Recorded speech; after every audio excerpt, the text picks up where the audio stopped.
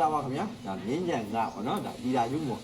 သူ့ယောက်ျားပျောက်လို့လင်ပြောက်ရှာပုံတော့ဖွင့်နေတယ်ဆိုတဲ့ဟာကိုတော့အားလုံးလည်း TV ဖြစ်မယ်ပေါ့နော်ဒါမြင်းကြံခရိုင်အမှတ်3တက်ရင်က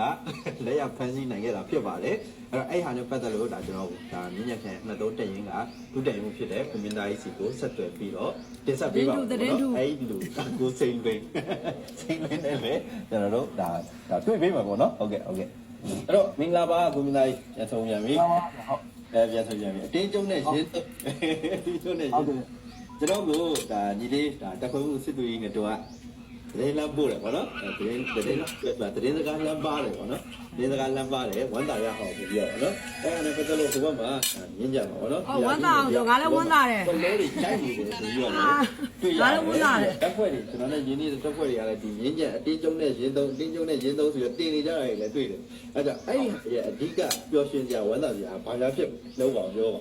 အဓိကတော့ဘုရားတွေဒီရင်းညမှာတော့ပွဲလို့ရိုက်နေတာလေးရှိတယ်ပြီးလုံတောင်ကြီးသိနေမရိုက်ပါဘူးဟဲ့ကျွန်မရင်တော်မခုံဘူးဒီကဘာပြောနေတာလဲပြောမှမသိဘူးရင်းတော့ကိုရှာပုံတော့လူစိုးကျွန်မအစားကိုပြတာရင်းတော့ကိုရှာပုံတော့ဖွင့်နေတယ်ဆိုတော့ကျွန်တော်တို့အတင်းကျုံနဲ့ရင်းတော့ကနေ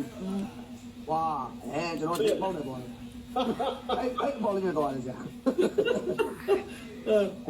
ဟုတ်ကဲ့အဲ့တော့နေတော့ကိုရှာပုံတော့ဖွင့်တာကလူကိုယ်တိုင်စင်တရားလာတာဆိုတော့ခဏစနေလုံးပြောပြအောင်မေးပြော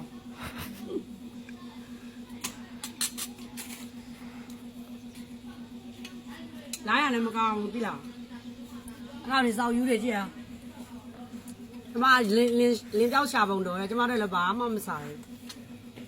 သိလားရှင်တို့ပြောဆိုကျမလည်းပြောတယ်အဘွားတတာဟာတာရဲ့အသေးကုန်နော်အမျိုးအငိမ့်ထောင်ကြလာရောက်တယ်အငိမ့်ထောင်စားနော်ငါတို့ငားမယ်